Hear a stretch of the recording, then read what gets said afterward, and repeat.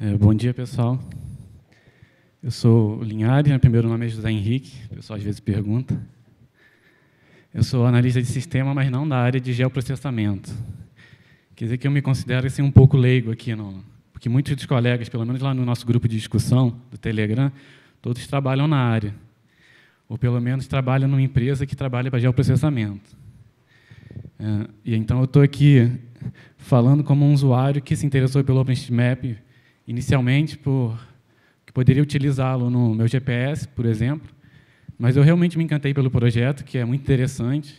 Então, de início, eu comecei a mapear várias coisas diferentes, mas depois eu comecei a focar em mapear estradas de terra, que é o que me interessava mesmo, e porque é uma carência muito grande no OpenStreetMap, essa parte, a região rural, essas estradas locais, assim, as estradas de menor importância que existem em áreas rurais. E, além de viajar, né, eu faço isso porque eu gosto de viajar por essas estradas, e eu, recentemente, comecei a me interessar por história, então eu comecei a ler. Isso aconteceu depois também que eu passei ali em Minas Gerais pela Estrada Real, que é um circuito turístico, que você anda em estradas de terra, e ele é todo identificado, para você conseguir seguir o máximo possível sem precisar até de um GPS. Mas, na verdade, o GPS ajuda bastante. E esse circuito eu fiquei encantado, que ele, quase todo ele é por estradas vicinais, e durante um período você pega estrada de terra e você entra numa cidade, que é uma cidade antiga, histórica, que ela é calçada com paralelepípedos. Aí você entra nessa cidade, sai, estrada de terra, você praticamente não vê o asfalto, então você realmente viaja numa região assim, bastante bucólica, né, uma coisa bem interessante. E aí eu comecei a ler sobre isso. Ali embaixo está ali que o meu login de usuário no OpenStreetMap é Linhares, mas no Twitter é Linhares XT. Então, se quiser procurar lá no Twitter, é só acrescentar essas duas letrinhas.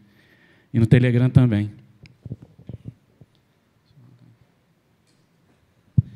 Então, eu me interessei por esse assunto e fui pesquisar um pouco para saber se não haviam outros, porque, na verdade, essa definição de estrada real ela era dada às estradas que eram abertas por ordem do rei na época do Brasil colônia. Mas, porque quando você passa por lá e vê uma estrada de terra pequena, você acha que é uma estrada vicinal, mas há 200 anos atrás ela era a estrada principal que existia na época. Inclusive, ela era dado ordem para que fosse aberta a estrada. Ela tem um padrão de 5 palmos de largura, parece pouco, mas é o tamanho exato de uma mula carregada com 2 alforjes, que na época era o meio de transporte. O quê? 5 palmos? 5 palmos. Só cabia a mula com as 2 alforjes andando em linha, e eram necessários. Isso já era um grande avanço, isso daí que levava o progresso ao interior do Brasil. E assim, existe registro de pessoas reclamando da condição das estradas, que é um absurdo, que está cheio de buraco, tem que desviar. Não mudou, né? E detalhe, e essa estrada...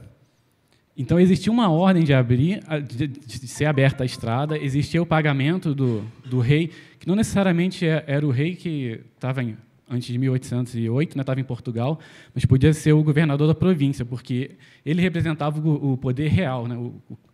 O governador da capitania ele era o poder do rei, então o que ele falava também era uma ordem real, por isso que ele recebeu esse nome. Mas tinha assim, era pago às custas do governo, e recebia manutenção, de certa forma. Aí aqui está um exemplo de umas estradas que existiam aqui em São Paulo.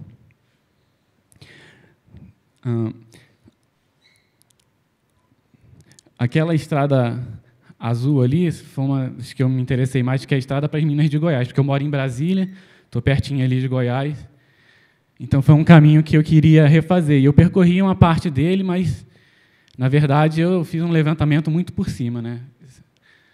Isso aqui é um trabalho assim, só para demonstrar como que você pode usar o SM e usar uma ferramenta que é o JORM para você levantar um pouco desses dados, mas não é um trabalho científico, assim, não é nem na parte histórica nem na parte geográfica. Eu simplesmente comparei as informações que eu tinha nos mapas e em livros, né? Essa parte da história é muito difícil você achar na internet alguma coisa assim mais consistente. Acho que o pessoal que estuda história gosta de ler livro, então eles não se preocupam muito em colocar. A Wikipédia, por exemplo, ela tem muita coisa mais dispersa. Por exemplo, o pessoal confunde essa estrada essa em azul, que é a Estrada Real dos Goiás, com o caminho que foi aberto depois, que era de São João del Rei até metade desse caminho. Porque Minas Gerais era o lugar pujante na época, né? São João del Rei, Mariana, Ouro Preto, eram as cidades mais importantes. Então, dali que as pessoas saíam, né? Dali começava tudo. Então, essa segunda estrada que foi aberta ela é mais importante. Inclusive, o Triângulo Mineiro ele fica nessa estrada dos Goiás, que foram os paulistas que abriram. Mas, quando eles abriram, poucas pessoas habitaram esse local. Então, quem veio de Minas para habitar quem realmente habitou foram os mineiros que vieram da região ali central de Minas. Por isso que depois essa região se tornou parte de Minas Gerais, que é o Triângulo Mineiro. Aí interessante também observar que essas estradas elas são próximas das estradas que nós temos hoje mais importantes, né? Aqui esse caminho do Viamão era o caminho de tropas, que ia para o Rio Grande do Sul. Viamão é a antiga capital do Rio Grande do Sul, perto de Porto Alegre, acho que uns 50, 60 quilômetros. E do Rio Grande do Sul vinha muito, eram os próprios animais, né? Esses animais que eram utilizados nos transportes, eles vinham de lá. E hoje passa por aí a BR-116. Aí ali você pode ver num verde, que seria o equivalente à Dutra, mas o traçado das estradas é bem diferente. Então, o meu interesse aqui era identificar um pouco dessas estradas que ficaram jogadas de lado, né? Porque quando é projetada uma BR, ela corta, ela vai reta. A Anhanguera, por exemplo, ela é praticamente retilínea, subindo aqui para o norte. E eu queria encontrar esses caminhos que passavam pelo interior. Esse aqui que eu me apresentei. Então, basicamente, eu peguei esses mapas e um plugin do Jorme, que é o Peak Layer. Então, aqui um exemplo de mapa antigo, que isso aqui são as cidades antigas de Goiás. O pessoal não tem muito essa ideia, acha que são cidades do século XVIII. Às vezes, o pessoal até esquece que Goiás é um estado que começou a ser habitado há muito tempo atrás. O problema é que o ouro, assim, ele durou 40 anos apenas. Então, essas cidades surgiram, o pessoal foi lá explorar, mas logo entrou em decadência. Pouco menos de 80 anos depois, quando um dos viajantes aí que vieram conhecer o Brasil passou pela cidade, por exemplo, que é a cidade de Goiás, ele disse que as pessoas viviam lá, eram como se fossem funcionários públicos, a prefeitura que mantinha. Igual hoje você vê em algumas cidades pequenas do Brasil, né, que às vezes a cidade já teve por exemplo, no Vale do Paraíba, ali no Rio, a cidade já teve uma importância numa determinada época e depois ela ficou pequena. Aí a prefeitura é o maior pagador do município. É um negócio que não faz muito sentido, porque como é que a prefeitura, que está ali só para administrar, ela é a principal fonte pagadora? Mas isso ocorre no Brasil já há muito tempo. E nessas cidades que viveram do ouro durante um tempo, entrar em decadência, isso ocorreu também. Aí o que eu quero chamar a atenção aqui nesse mapa é que as estradas elas mudaram completamente, mas as coisas que permanecem, o quê? De maneira geral, são os rios e as serras. E as cidades, elas não mudam de lugar, mas algumas cidades elas simplesmente desapareceram. Aqui eu estou sem o apontador, mas tem a cidade de Traíras, que era uma mineração que praticamente sumiu. Cavalcante ainda existe até hoje, ela é bem pequena. Flores ainda existe, a cidade de Goiás ela se tornou uma cidade histórica, ela aconteceu semelhante ao que aconteceu em Paraty, lá no Rio de Janeiro. A cidade ficou esquecida há tanto tempo que ela conseguiu preservar a área histórica. De maneira geral, quando você chega nessa cidade, você conhece a área histórica. O que faz que preserva a história? É porque a cidade ficou praticamente esquecida.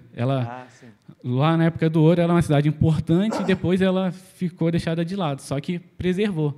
Aqui no Rio de Janeiro, Paraty aconteceu isso por quê?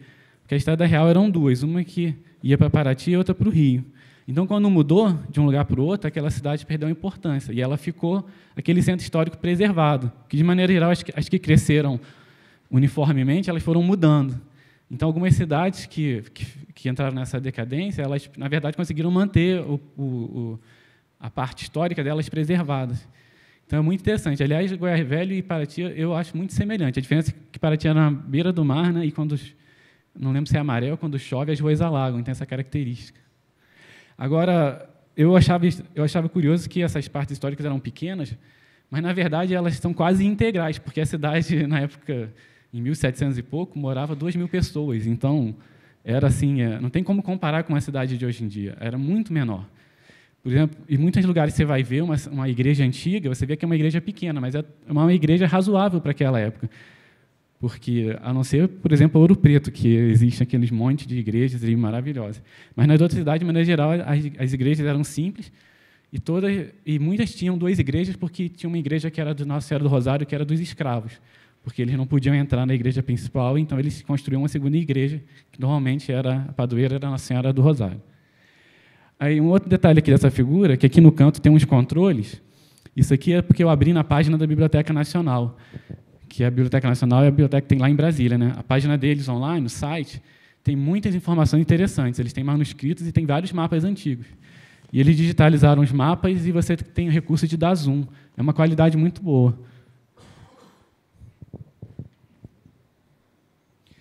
Aí aqui, deixa eu ver se vocês conseguem ver. Aí aqui comparar com a ASM.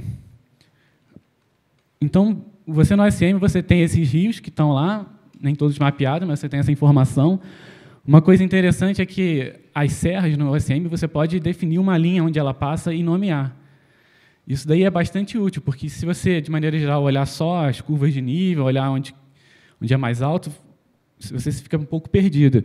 E no ASM você tem, por exemplo, ali, ó, Serra Dourada. Não sei se vocês conseguem ver se eu passo o mouse aqui. Aqui, ó, embaixo do mouse. Então, você define exatamente onde está a serra e coloca o nome. Então, você pode pesquisar.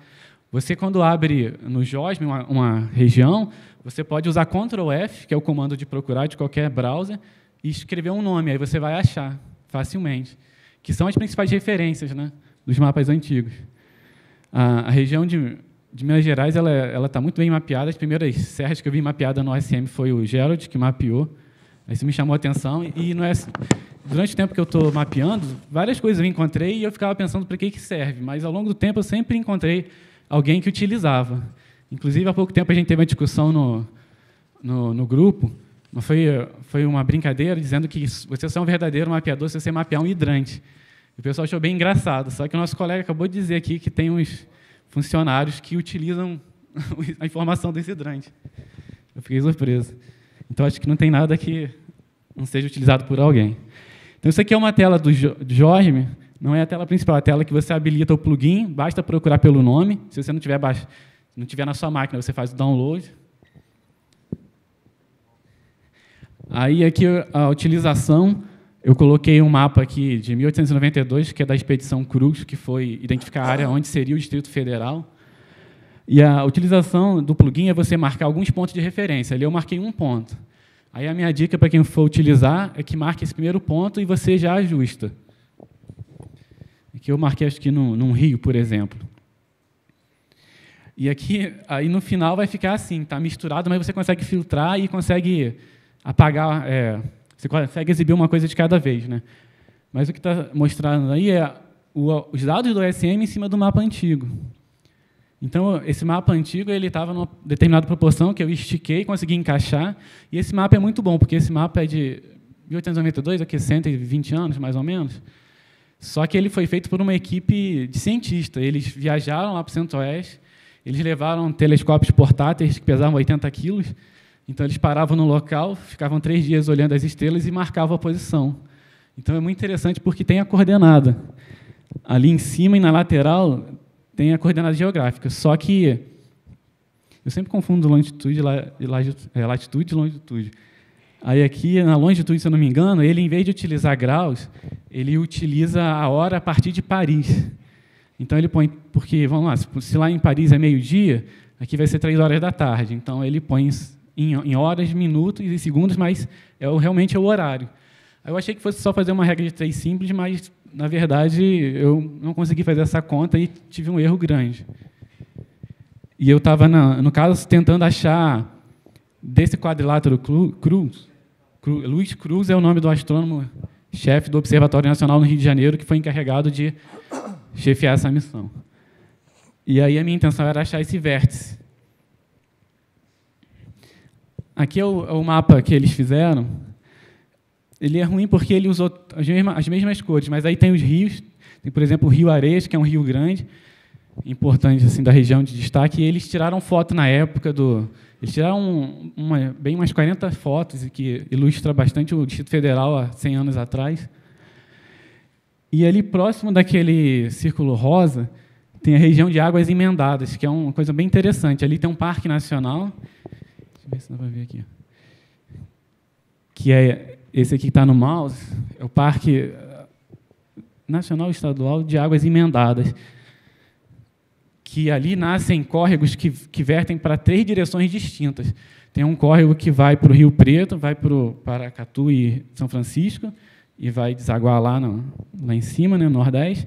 Tem outro que vem aqui para o Sul e vai para a Bacia do Paraná, e tem o outro que sai no Rio Maranhão, e do Rio Maranhão ele sai no Rio Tocantins. Então, tem água nascendo para 3 direções distintas. Então, isso é uma característica dessa região que já foi identificada há muitos anos atrás. E, além de tudo, foi criado esse parque para proteger essa área importante de nascentes. E uma outra coisa curiosa é que essa questão dos rios era muito utilizada como orientação. Porque, se você sabia qual rio encontrava em outro, você podia seguir esses rios e você... Por exemplo, se você quisesse chegar em Brasília, a partir lá de onde deságua o São Francisco, que é ali em cima da Bahia, agora eu me esqueci, se você seguir e souber qual o rio e córrego você vai entrar, você consegue. É um tipo de navegação antiga, né? Você saber qual rio encontra com qual. Você pode fazer um diagrama, né, escrevendo o nome dos afluentes e qual encontra com... Então, essa região é considerada uma região de migração, mesmo assim, de povos muito antigos, de milhares de anos atrás. Diz que houve migração através da área que hoje é Brasília. E o próprio Anhanguera, que desbravou o interior de Goiás, ele era o bandeirante. Quando ele subiu, não tinha aquela estrada, a estrada foi criada depois. Então, ele foi seguindo por aí. Aí ele passou pela região do Distrito Federal, só que era uma região considerada deserta, porque uma das características dessa região, que estava no objetivo da Missão Cruz, é identificar um local com mais de 1.000 metros de altitude, porque eles queriam que o clima fosse ameno da capital do país. Então, essa região era muito fria para ter índios. Então, eles chegaram nesse local, estava deserto. Isso, para eles, era uma dificuldade, porque eles seguiam trilhas de índios naturais que tinham nas estradas e eles até atacavam as aldeias para se abastecer durante a viagem, né? Então, eles passaram por um perrengue aí, eles só conseguiram, quando atravessaram o Brasil, eles saíram, depois de Formosa, que encontraram uma tribo de índios crixás, que eles atacaram, e depois os índios voltaram e ofereceram alguma coisa para ele, né? Fizeram meio que as pazes, só que quando chegou, esses eram os guerreiros que estavam na frente. Quando chegou o resto do pessoal que estava doente, os índios se assustaram e fugiram. Aqui eu marquei mais ou menos onde seria o Distrito Federal, segundo o que foi projetado há 100 anos atrás. Só que isso não vigorou, porque Brasília só foi criada em 1860, então, para evitar problema na desapropriação de terras, eles diminuíram bastante, menos da metade. Então, o Distrito Federal de hoje está mais ou menos aqui. Interessante que o Luiz Cruz utilizou um retângulo perfeito, porque isso tinha sido feito nos Estados Unidos. E o objetivo era evitar a disputa, porque sempre houve o problema de onde terminava uma divisa e começava outra. Nessa questão, que é uma questão que o pessoal do geoprocessamento lida, né, que é marcar exatamente onde termina uma região e começa a outra, né? Se eu não me engano, entre o Ceará e Piauí, até hoje existe uma questão de divisa lá que não foi resolvida. Então, o Luiz Cruz achou que ele, fazendo esse retângulo perfeito, ele evitava isso. E parece que os Estados Unidos fizeram dessa forma por esse motivo também. Porque era só marcar a posição geográfica e sabia que ali terminava uma região e começava outra. Na opinião dele, seria mais fácil. Isso aqui é quando eu finalmente consegui chegar lá no Marco SW, estava esse matagal todo. Essa proteção de ferro foi colocada pelo Jeep Clube de Brasília no ano 2000, comemoração aos 500 anos do Brasil. E ali embaixo tem um marco que foi colocado pelo Exército em 1992, que foi 100 anos da expedição. E a Rede Globo já fez um programa sobre essa história de Brasília, e eles foram nesse local, mas estava bem melhor. Quando eu fui, estava bastante inóspito, e quando a gente perguntava, o pessoal falava que era o marco do meio do mundo, né? Quer dizer que a história foi completamente perdida. Mas as pessoas indicaram e a gente conseguiu chegar. Teve que pular um córrego aí. Até interessante que o pessoal tem uma definição de que córrego é um fluxo d'água que você consegue pular, né, por cima. Só que eu acho que isso está errado. Deixa eu ver se tem a mesma coisa. Esse aqui é o caminho de São Paulo, aquele que estava em azul. Esse é um mapa relativamente antigo, eu não sei exatamente, porque senão não é da Biblioteca Nacional, então eu não sei a fonte dele. Mas uma coisa interessante que, como eles tinham ido para o norte, eles não tinham muita preocupação de definir a divisa entre Minas e São Paulo. Era uma serra, né? Não é rio. Aqui entre Minas e São Paulo são serras, mas ele não tinha uma definição muito boa. E o caminho de São Paulo todo, ele era... Ainda tem tempo? Vai encerrando. Não, está terminando, é pequenininho. E o caminho de São Paulo mesmo, ele era habitado pelos índios caiapós, que eram guerreiros assim ferozes. Então, eles tiveram muita dificuldade. Aí, nesse mapa aqui está escrito que é a terra dos caiapós.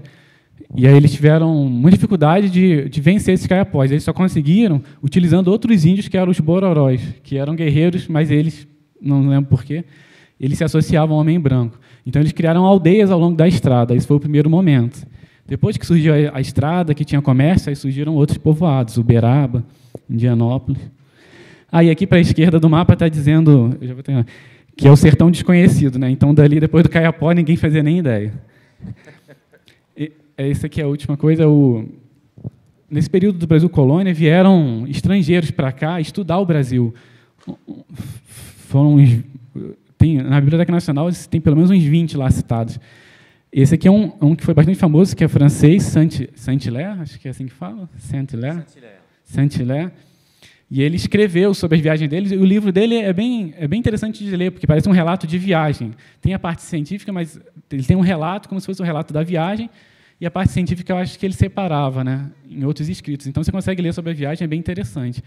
E esse mapa aqui já é um trabalho que foi feito realmente de restauração dessa rota. Foi um grupo de cientistas que pegaram um jipe e acompanharam.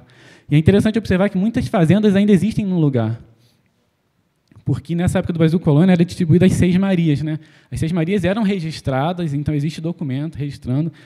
E existia uma demarcação, ainda que fosse incipiente, mas dizia qual era o córrego, que ela era limitada, e muitas vezes era limitada por essa estrada principal. Então, lá na estrada de São Paulo, se você vê a lista de 6 Marias, todas vão dizendo, pelo leste é na estrada de Goiás, e pela direita no córrego. Então, eu acredito que se tivesse essa informação geográfica dessas fazendas que existem hoje, talvez pelo recorte você consiga ter uma ideia boa de onde era a estrada antiga. Claro que algumas se aglutinaram, mas eu acredito que muitas dessas aí que estão marcadas como pontos, se você tivesse essa informação dela como área, você conseguiria recuperar a estrada. Então, é isso daí, eu agradeço. Perfeito, então. Salva de palmas para Linhares. Muito interessante o trabalho, não é? Alguma pergunta? Sim, Geraldo. Júlio, Júlio não está mais. Onde que está o outro fone? Oi. Ah, tá, perfeito. Tá aqui. Muito legal o trabalho, Linhares. Muito legal mesmo. Eu tenho mais perguntas do que cabem nessa sessão. Depois a gente até conversa mais, mas talvez algumas que talvez interesse mais geralmente todo mundo. Que uma delas é como é que a gente faz para taguear esses caminhos históricos que não existem mais. Porque o OpenStreetMap é todo sobre mapear o que existe, mas ele não há muita preocupação em mapear o que deixou de existir, né? O que deixou de ser de alguma importância. Como é que a gente faz isso? Então, na verdade, muita coisa ainda existe, ainda que seja uma estrada uma trek, né, que é realmente aquela estrada de fazenda, ou até que a gente chama de caminho de vaca, que é um path, que é aquele caminho que você faz uma trilha a pé na montanha. Então, ainda existem muitos desses caminhos nesse formato, ou uma trilha dupla ou um single track. Agora, se não existe mais nada ali, realmente precisaria de uma tag específica. Eu não sei se existe. Eu sei que para estradas, ferrovias, existe a tag abandoned. Inclusive, alguns lugares que você nem consegue ver direito a ferrovia, elas são tagueadas, porque se você observar com cuidado, você vai ver que ali tem um nivelamento, coisa e tal. Então, talvez exista essa tag para... Eu conheço a tag de estradas que são projetadas, né, que vão ser construídas, que é Highway Proposed. Talvez exista abandoned, mas eu não cheguei nesse... Não consegui identificar, mas muita coisa falta ser mapeada, porque estrada de terra é uma carência muito grande, e muitas dessas estradas continuam lá.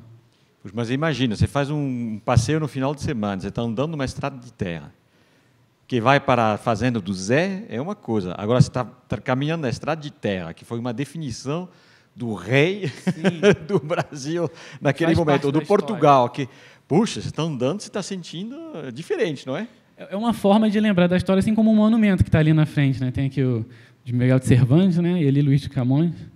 Então é uma forma de lembrar da história, só que em vez de um monumento você vai ter uma estrada inteira, e o ideal para mim é que fosse identificado igual a Estrada Real lá de Minas, que ela tem totens identificando de tantos em tantos quilômetros, e ele inclusive serve para navegação, porque se tiver uma bifurcação e o totem estiver à esquerda, você tem que virar à esquerda. Se tiver à direita, vira à direita. Legal. Posso fazer mais uma? Por favor.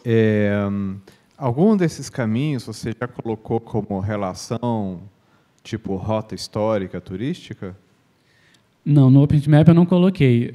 Relação, na verdade, eu ainda tenho assim, um pouco de receio de fazer, mas quando você cria uma nova e simplesmente junta os elementos, é tranquilo. Mas eu não cheguei a colocar nenhum deles, não, porque, por exemplo, a de São Paulo é gigantesco, faltam muitos trechos dele, que foi um que eu tentei percorrer.